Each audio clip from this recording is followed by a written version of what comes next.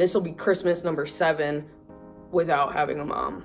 I think what I did and the growth that I took came in the form of tangible items, because that's what human beings are. They hold sentiment to valuables, and I could really see the progress in how I've handled my mom's death with material items. It still doesn't mean that it's easier to be without her. I mean, especially holidays, because I fucking hate Christmas. I've hated Christmas since I was like 8 years old, you know, victim of parents' divorce. Like, I've never liked Christmas, but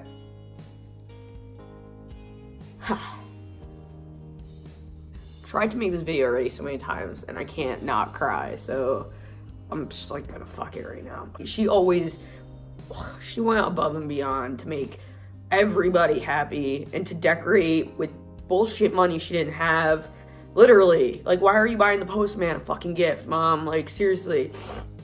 We're not rich in this story, let me tell you. We lost my mom in 2011, unexpectedly. And by unexpectedly, that's slang for a drug overdose. No, she wasn't a crackhead in the street. No, okay? So let's not get that crazy there.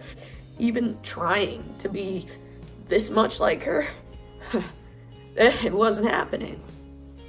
Which is like not my mom.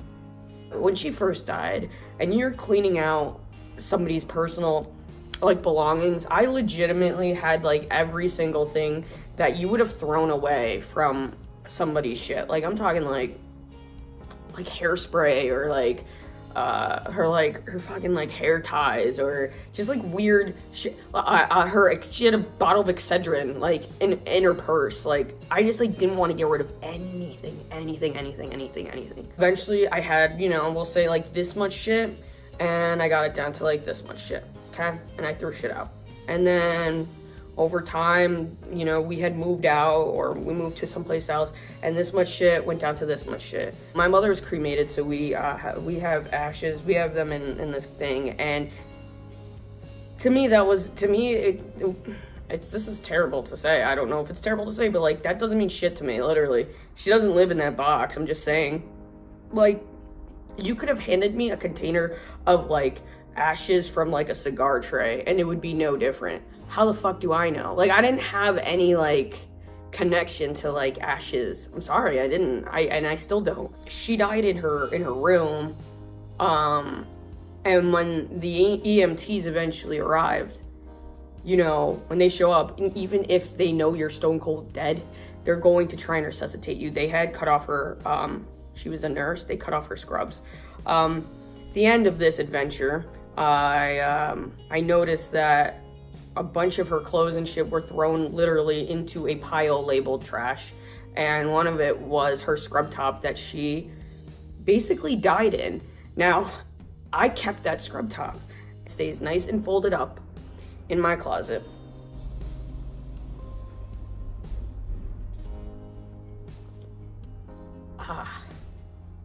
See, I kept her scrub top, and I kept her like favorite perfume. So basically, it always just smells like her.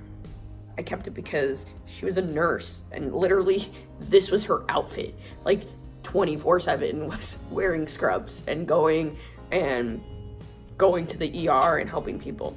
And I'm telling you, like, there's cards I found from patients that just loved being around her, that she helped, that she made them smile. And I will not get rid of this, because that's what it means to me. I remember her always wearing the scrub tops. And when she first passed away, I refused to like let it more than like 2 feet away from me, you know? The point of my story is that it took a long time. It took a long time to get rid of everything that I knew I didn't need, you know? And the days in the year that you find triggering when you lose somebody they're never gonna go away. They're going to literally be like clockwork, and you're smack in your face. And it sucks, and it's hard. And for me, I go into this thing of avoidance where I try to like push it away. And I know that I can't escape it, and I will have the day, which happened to be today, where I just sit and I cry and I miss her. It just so happens some of that has trickled over into this YouTube video. But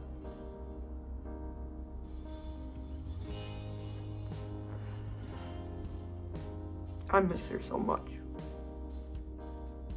And even 7 years later, I couldn't tell you how to deal with it, because this is how I've dealt with it.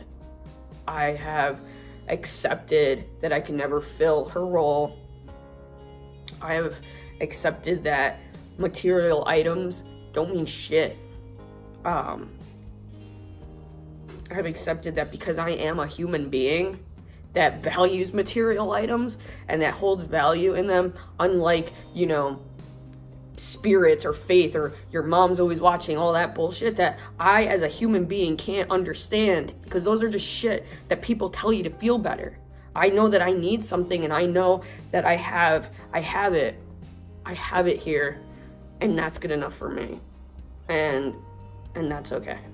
And the hardest part, I tell you, is the buildup, not being able to escape all the happiness that's going on around you and trying to participate in it.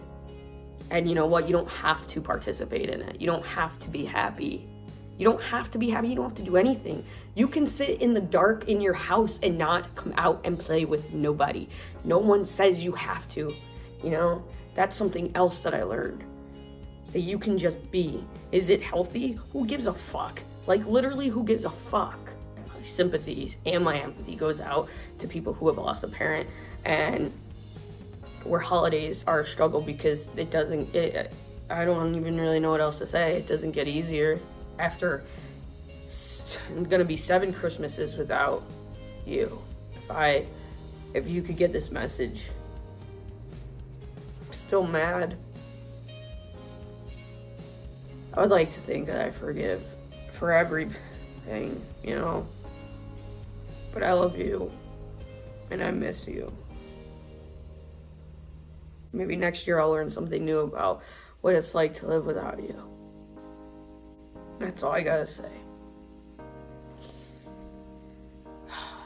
We're done.